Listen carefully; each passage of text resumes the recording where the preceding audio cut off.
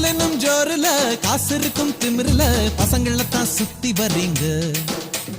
6-7 மாசமா அழகி விட்டு மோசமா அண்ணான்னு அல்வா தரீங்க அதுக்கு பரிகாரமா ஆரம்பமே தாலிதான்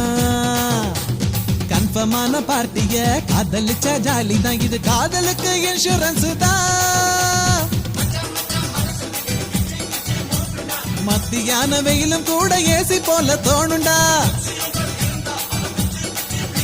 அவ இல்லாத இடத்தில் நடந்து போனா அது சேஃபுடா